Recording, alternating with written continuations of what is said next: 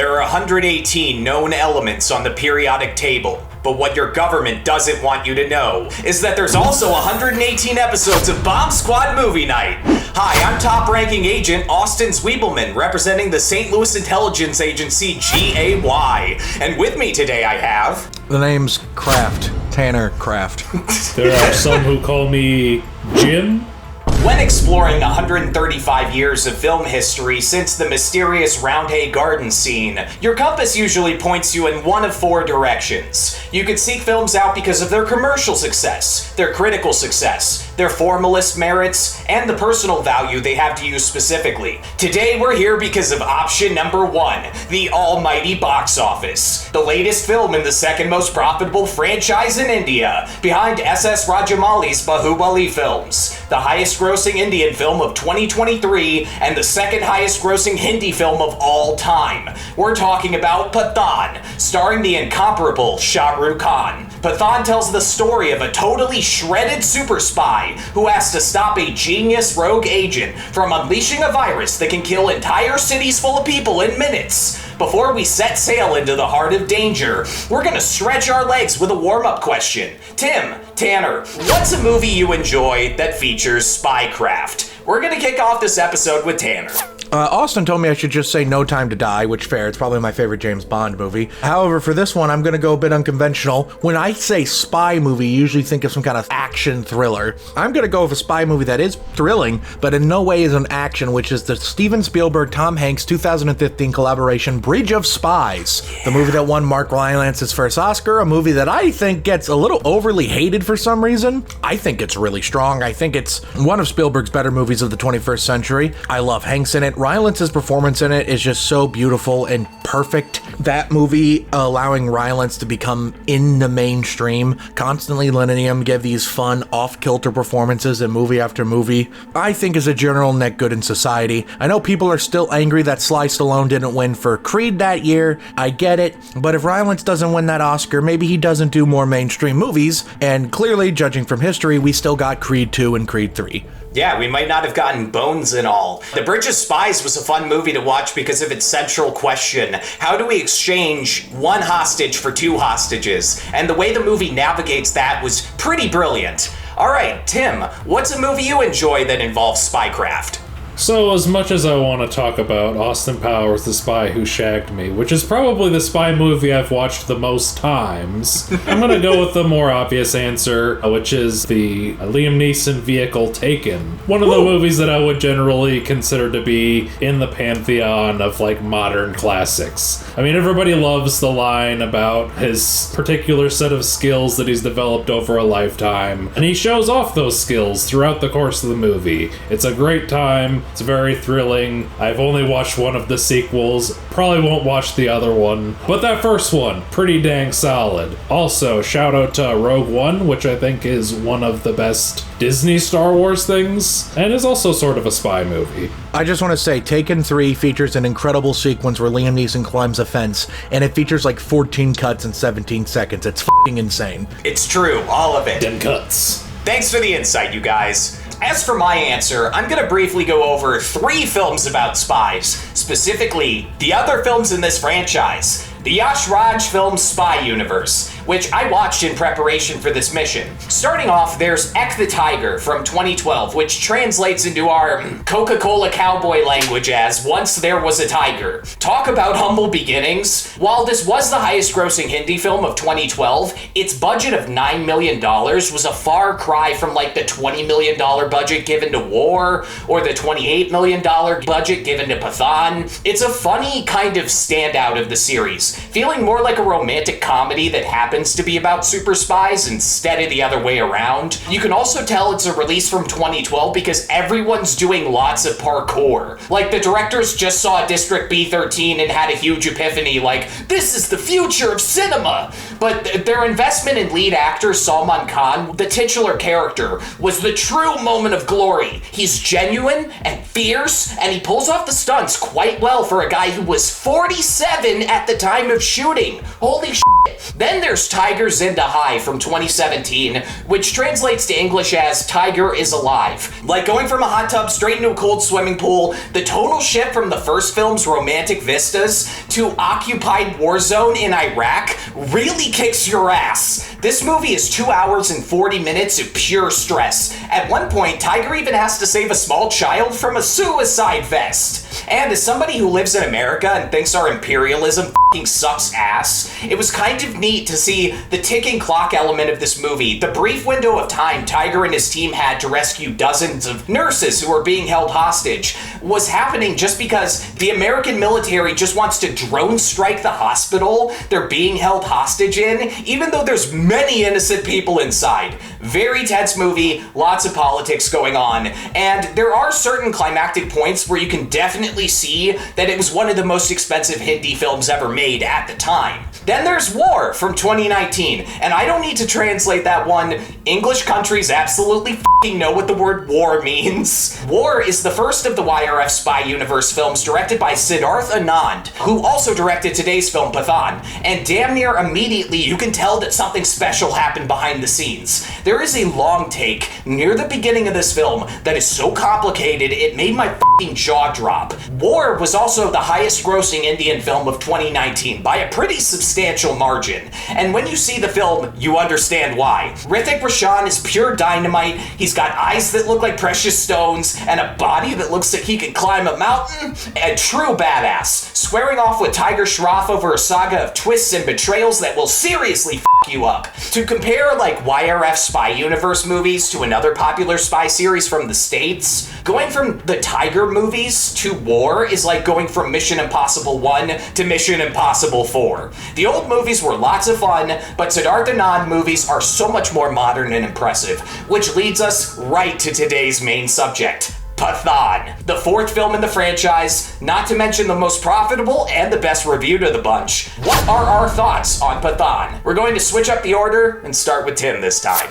Yeah, so as I mentioned on the RRR podcast last year, I am woefully underversed in Indian films. And so this was a very fun way to sort of increase my knowledge of Indian films, and boy howdy, this was a fun one. Just starting out, you have the great moment of Pathaan coming in, kicking ass. He gets his hero shot. They have that fucking shotgun cam shot. I love all of the like gun cam shots in this movie. Those rule. Pathaan is just such a cool protagonist, and everything going on in this movie did make me want to check out that YRF Spy Universe. So I did manage to watch 2 of the other movies before this recording. I watched 𝐏𝐚𝐭𝐡𝐚𝐽 the Tiger the night after, which, as Austin alluded to, is a very big tonal shift. Like, it's a much more subdued movie in comparison. And then I watched War this morning, and holy shit, War is incredible.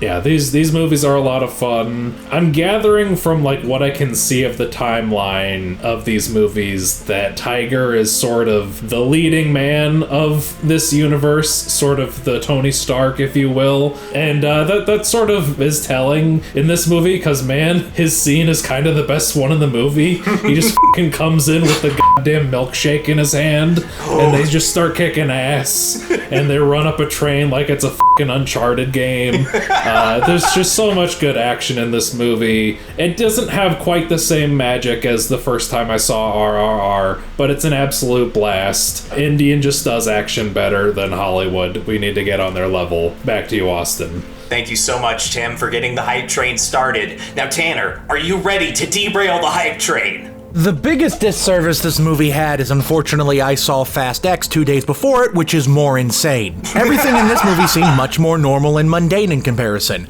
I'm also much more versed in your average Indian blockbuster movie. Pathaan is a great one, no doubt. It has a lot of fun set pieces, it has your classic leading man charm. It has a scene that made me feel like, oh my god, this must be what people felt like watching Thor Ragnarok and all of a sudden Hulk showed up, if they hadn't ever seen another Marvel movie. When Tiger showed up, it's like, like, what's going on? Why is everyone treating this guy like he's important? I have no idea who the this is.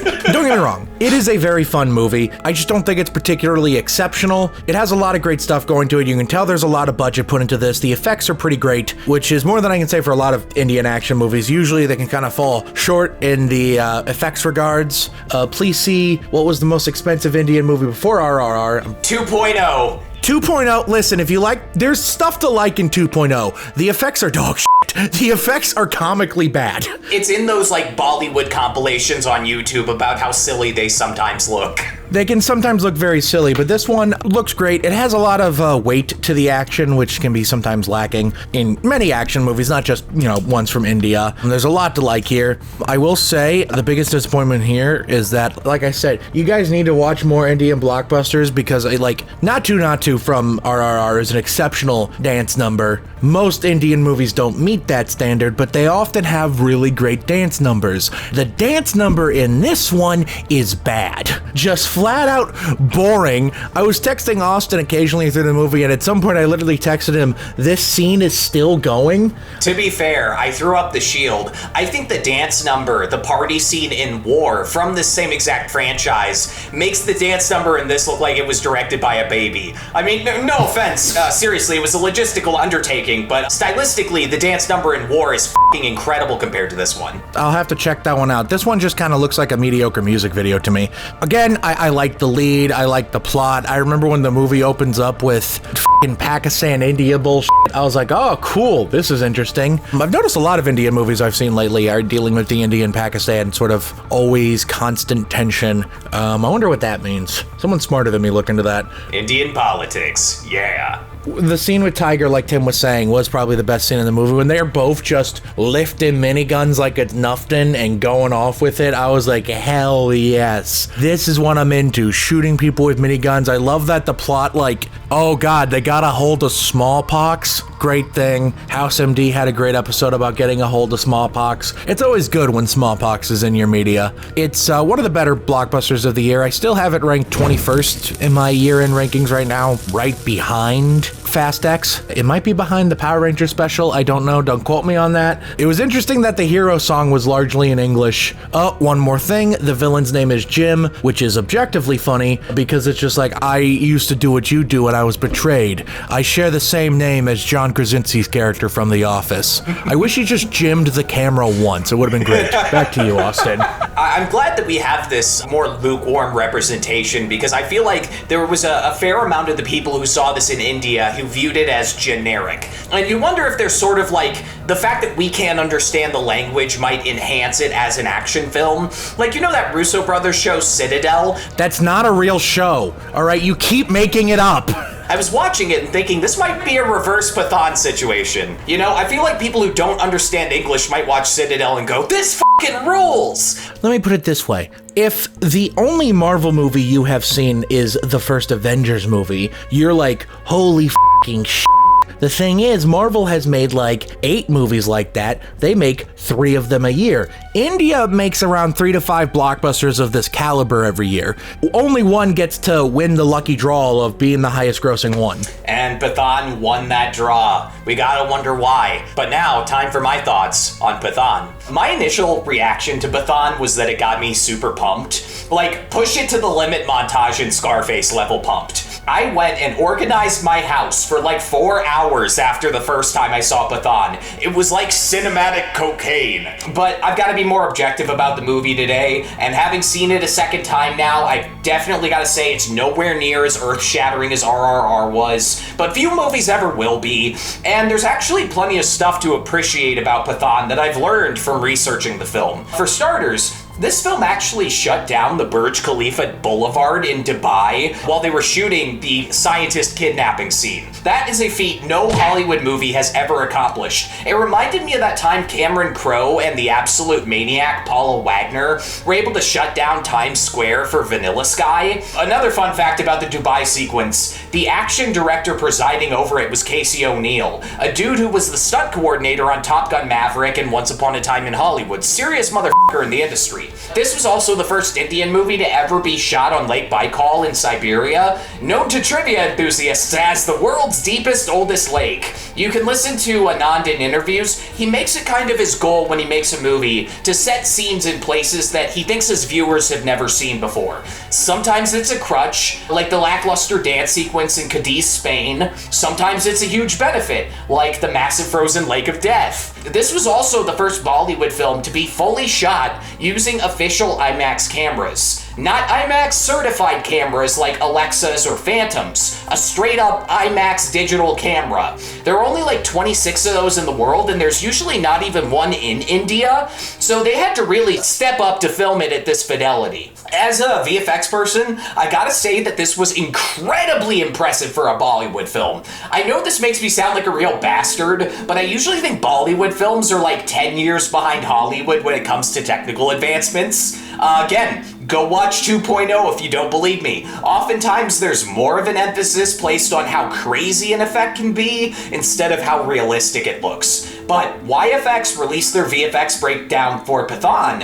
and there's some really surprising stuff in there. They reconstructed all of Dubai digitally. Many of the cars in that sequence were CGI, and the scene where Pathaan retrieves Rubai from underwater, a combination of blue screen and CGI, baby. They even got the hair and the air bubbles to look good, which is the hardest part of an underwater scene. And holy shit, I just want to say, the first time I heard the Jim theme, I got so hyped. Jim is such a funny name for a Bollywood bad guy, I agree, Tanner, but John Abraham's look and his character's theme, absolutely iconic. 10 out of 10. I would say the three highlights of the movie are the Russia heists, Tiger showing up on the train, and Pathaan's intro. Everything else is fairly standard action blockbuster fare, but those sequences really caught my attention. To sort of wind things down, after RRR, theaters in my area around St. Louis decided that Indian blockbusters were much more marketable now, and Pathaan was appointed the successor. This is not a timeless classic like RRR was, but it is an absolutely solid way to spend 2.5 hours. There is a limited number of modern blockbusters for you to enjoy, and an even more limited number of them that are this well put together, so I'd recommend anybody who's a fan of action movies and doesn't mind reading subtitles, take a chance on Pathaan. Here in the States, it's available for anybody with an Amazon Prime subscription, so if you like what you see in today's episode, you can go ahead and check it out there. But what did we think of the movie's real hero, Colonel Luthra? Tune in after the break for some general discussion about Pathaan. It's a cancer diagnosis, not a pretty girl's Instagram. Hi, welcome back to Bomb Squad Movie Night, episode 118, Pathaan Edition.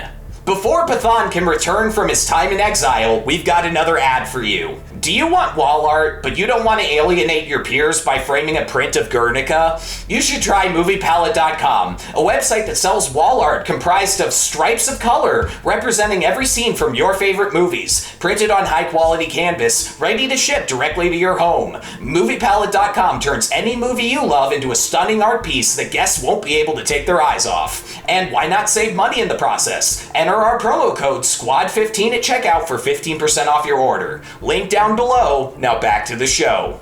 Welcome to General Discussion, where we all get a chance to speak freely about whatever comes to our minds. Anybody want to kick off this rock and roll concert with something they didn't get to bring up in the first half of the show? I was talking about this with Austin earlier about how, and I say this in the RR podcast, the thing that sets up Indian blockbusters, both in Tollywood and in Bollywood and the various other film industries in India, what separates them from a lot of American blockbusters is the just absolute commitment to sincerity and the unflinching, just completely unafraid to be perceived as quote-unquote cringe. They don't care if the physics they don't make sense. They understand that you want to see these people basically be superheroes without actually wearing tights.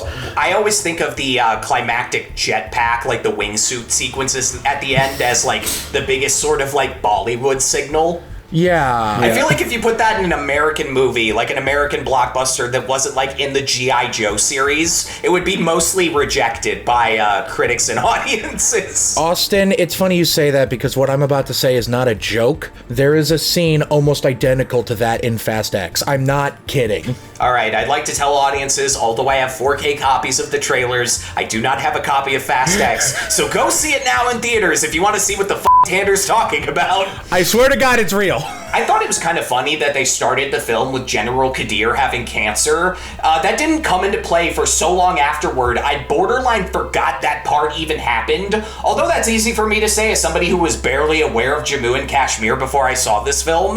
Like, when it turned on, I was like, that's a bold strategy, Cotton. Let's see how it pays off. Because it's just some bald guy, and he's like, I have the cancer, boss. Like... Wait, so would this be like if you like watched a Marvel movie for the first time? Like, let's say you start with like an Avengers Secret Ass 7, and the movie starts with Nick Fury, you have cancer, and this is the first one you're watching. Mm-hmm. I'm supposed to know that guy? I have seen the other three, and I don't remember General Kadir, but he might have been more of a background character. This might be me outing my ignorance, but I think he might just be a new guy. So that's like if you watched Avengers Secret Ass Cancer War 7, and it did actually just start with some Johnny Sins has cancer. Yeah.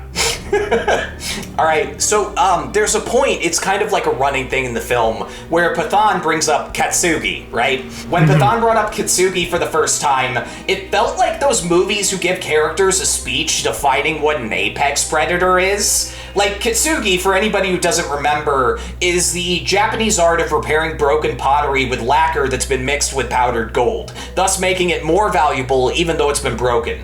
Like, there's tiers of references in my book. There's really incredible ones that seem like they're from, like, smart people literature. Like in Aronofsky's Pi, when they bring up, like, numerology influencing the structure of Hebrew words. Then there's shit I heard from a Now This video, like Kitsugi. Like, of course, it's still an okay reference. It's better than all the movies that pull the, like, definition of insanity quote by, like, a mile. But it does feel like the screenwriter got that from a BuzzFeed article that his kids read. Now This, God, that's I think they're still around. All the rage in 2016. I can just see a screenwriter, like, right before, you know, the pandemic happened, just like, hey kid, what are you looking at on your phone? Oh, did you know they used to repair pots with gold? And he's like, I have to write Pathaan. I got this. I have to write Pathaan. No, I could imagine now as like just a like a Now This video with the text overlaid over footage of this movie explaining the plot of the movie. Did you know that this brave Indian spy saved his country? Actually, Tiger Zinda Hai, the second film where Tiger has to go in and rescue like 46 nurses or something, is actually based on a real life event that happened in 2014. These movies have, you know, taken from the well of real life stories at least once to my knowledge. Yeah. This director, Siddharth Anand, is actually a third generation Bollywood person, by the way. His old man Bitu wasn't much to shake a stick at. He produced like one movie from what I can tell, and it was directed by Siddharth's uncle Tinu. But his grandfather, Inder Raj, holy shit, dude wrote 120 films. So filmmaking kind of runs in his family a little bit. You know, that reminds me of an interesting thing I've noticed with India. Lately here in America, in the subject of the entertainment industry, what has really become a hot button topic is nepotism in the entertainment industry, and how there's a bunch of people from all sides arguing and screaming at each other, and it's all annoying because none of them are correct except me. I have the correct opinion. Of course. But basically screaming about like, whoa, they're only there because their parents are there. And I was like, yeah, but they probably wouldn't stick around if they didn't have some semblance of talent, which I often find to be true, but they were given opportunities, blah, blah, blah, blah, blah, blah. It's a whole thing, and some people somehow see the art as less authentic because of it. Now, granted, I am not Indian, so what I'm about to say might be completely inaccurate, but in India, they seem to fully embrace the nepotistic aspects of it. Being from a generation of filmmakers or actors is a largely celebrated thing. So much so that when a American movie decided to do a little bit of bit about Bollywood, Eternals, there was a whole bit about how Kingo was his own great-grandfather, you know, so on and so forth, and that could be a thing. That was normal, that was accepted, that was celebrated. It's an interesting thing I've noticed across over there about how differently they treat their generations of filmmakers. Yeah, the nepotism is more appreciated. All right, I'm gonna officially crack open the box of me on the film a little. There are things in this film that definitely don't hold up to intellectual scrutiny, and the biggest one for me is Pathaan's perceived superiority to Jim. Like, at the end, he, like, tries to own him with a speech and takes his bravery medal, but Jim was only pissed off because the government let pirates murder his pregnant wife. Meanwhile, when Pathaan got captured, Raw sent Tiger to save his ass from getting sliced up by Russians. Totally different situations. Pathaan just gets to act superior because somebody actually came to his aid. Pathaan is one bad day away from becoming Jim, and I know this especially because Pathaan's unit is called Joker. You know, that's a good point. If you look down the timeline of the movies that are coming out, the last one that's like been confirmed so far is Tiger versus Pathaan. Yep. So I'm ready for that showdown. Oh, I thought that was just another WB Monsters verse movie. Yeah, it's a WB movie about a literal huge tiger against a boy from Afghanistan. Just a Pathaan boy. Tiger from the Tiger movies becomes a tiger kaiju. All right, guys, who would win in a fight? Giant tiger kaiju or Afghanistan insurgents? Who would win? I got my money on the insurgents, baby. Woohoo! Tim, I gotta ask, since we might not ever talk about the YRF Spy Universe ever again, did the twist in War completely f*** you up? Yeah, no, it was a lot of me going, what? Basically, that whole movie. And once they started doing, like, the face-off shit, I'm like, what the goddamn? That whole, like, last leg of the movie was wild. Like, the whole action set piece that turned into, like, 3 different action set pieces was crazy. Mm-hmm. Agreed. War is actually really worth it. I found the Siddharth Anand films to be like he took a massive forward leap in quality, and I'm pretty excited for Tiger 3, but we're not going to get another Anand film until Tiger versus Pathaan. So hopefully whatever other director they pin, the series on can figure out how to match the high bar that he set. Yeah, everything you guys are telling me about War makes it seem like it might even be better than this one, and I did enjoy this one quite a bit. Yeah, I think I did like War a little bit better than Pathaan, but like I did like both of them a lot. Yeah, I've been battling with that too, because first time I saw Pathaan, it was my introduction to the universe, and I was like, oh hell yeah, it doesn't get any better than this. But there were several points during War where I was like, this may be more tense and have more dimensions to it. It's kind of a close call because they're both very good on a technical level and a screenwriting level. War definitely has a less funny tone. Like that scene where Pathaan and Rubai are first hanging out together, and she's like kicking ass around him, and he's like, oh, women. Like there's not a scene like that in War. The ending bit of Pathaan was also very funny, where he like deactivates it 2 seconds before it goes off, and they're just like, shut the bomb off, call it off. Call it off. I just love how it just like turns at the last second. Did you guys see the post-credit scene for this, by the way? Yep. Mm-hmm. Tiger and Pathaan hanging out after the train sequence, talking about how they've been in the business for 30 years and maybe someone else should take over. But then they can't think of anybody to take over because everyone else doesn't have any style. There was like a sense of meta to that I kind of liked. I think the speculation is both of those actors have been in the industry for roughly 30 years. So they're sort of talking as themselves a little bit. Wait, how old is the guy that plays Pathaan? I don't know how old the guy who plays Pathaan is. I also didn't think the guy who played Tiger was 47 in the first Tiger movie. Wait, the first Tiger movie came out like 10 years ago. You're telling me that guy is 57, 58 in this movie? Yeah, maybe. Well, it's nice to know that Indian actors and their stars are also on gear. Holy shit, Shah Rukh Khan is 57. So there's a fun bit of marketing. YRF put out a bunch of making up videos on YouTube, and they have this story that when they were shooting the sequence in Spain, that opening musical number that we didn't receive so well, apparently it was f*** you level cold that day, and everyone was in bikinis and having a terrible time. Like, it was like serious, like 40 degrees outside with wind. And then apparently, according to their making up video, Shah Rukh Khan showed up in that like kind of button down with his shirt open or whatever, and everyone suddenly was like, hell yeah, now I want to dance because the sexy guy is here. Like, it's a funny little bit of marketing that feels very like Bollywood. He was so hot, we were able to dance in the cold around him. There's another funny bit of marketing about the other dance sequence, the one at the end, where the director, I think, pretends that he was trying to get Shah Rukh Khan to take his shirt off. He invents this like myth, like, oh, he's shy, he doesn't like going shirtless. And Shah Rukh Khan is like, yeah, I've never done my signature dance move with abs before.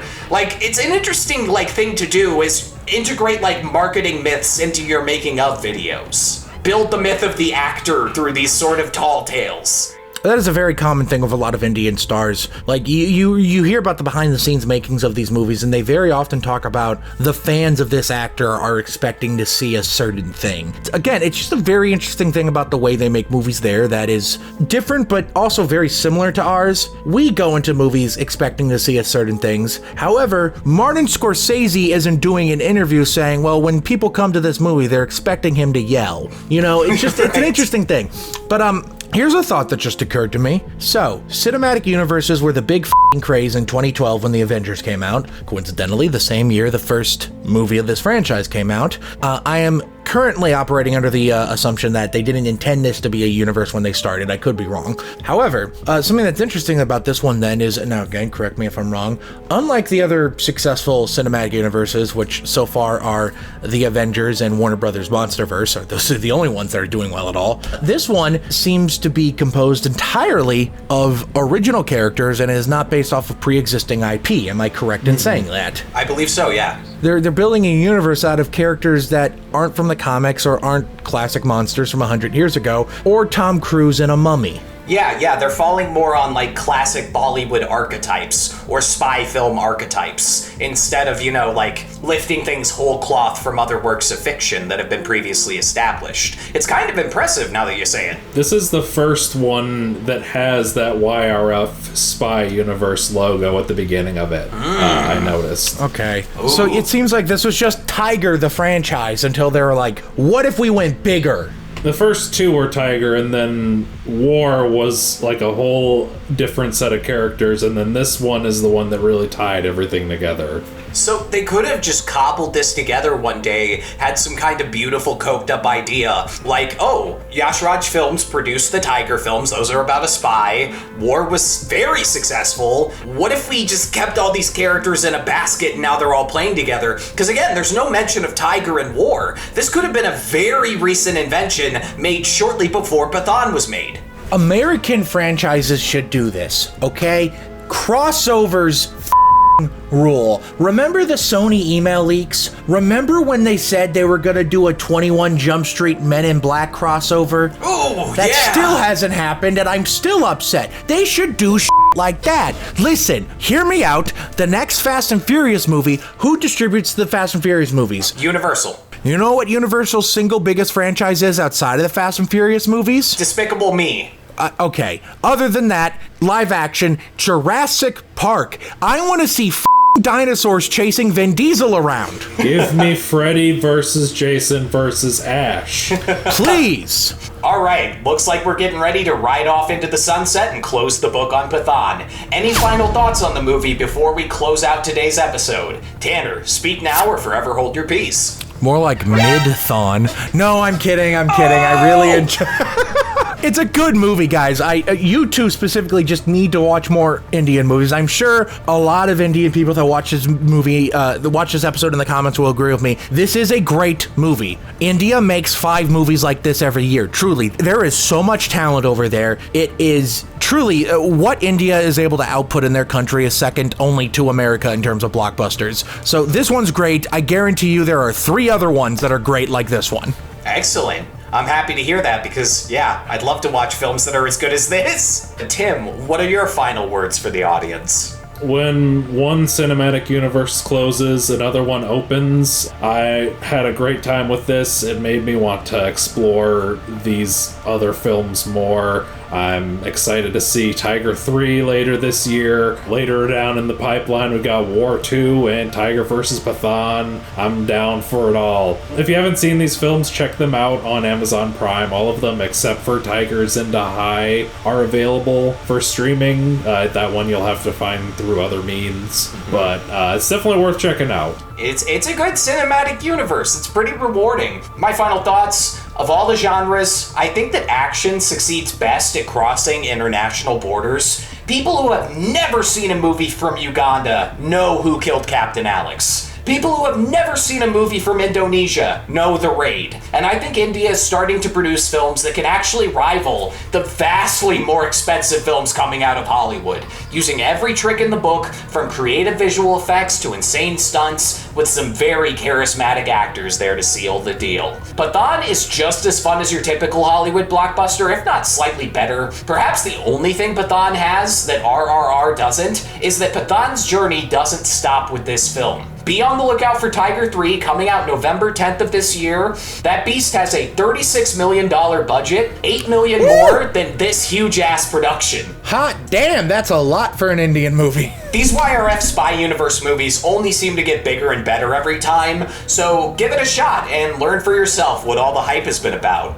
And that's it for today's episode. Comment below and let us know. Are you a fan of the YRF Spy Universe? Was Pathaan super great or was it overrated? What kind of workout do I have to do to get Shah Rukh Khan's abs? Comment below and let me know. If you're listening to us on any of the audio platforms, rate us 5 stars and insist to your coworkers that we're the future of film review shows. If you're watching the uncensored edition of this episode on Spotify video, we hope you enjoyed the shit out of it. If you're watching this on YouTube, thanks for making us ad money. We hope you enjoyed the glorious YouTube exclusive 4K visuals. If you want to save our skins and help us do this for a living, go over to our Patreon. We're coordinating to have exclusive rewards up in the near future, and it would mean the world to us if you could support the channel. Tune in next week when we're covering the cult classic 1983 Canadian adult animated musical Rock and Rule, hosted by Ethan Hawker, our resident animation historian, featuring returning guest Dawn from the Anime Nostalgia Podcast. You're going to be hard-pressed to see HD footage of this film outside of our show because the Blu-ray is worth a small fortune, so tune in then. Thank you for watching, and Jai Hind. This message will self-destruct in 5, 4, 3, 2... I still piss the bed! Pathaan! Just slid my ticket across the table and I said, "Sorry guys, I gotta see about a girl."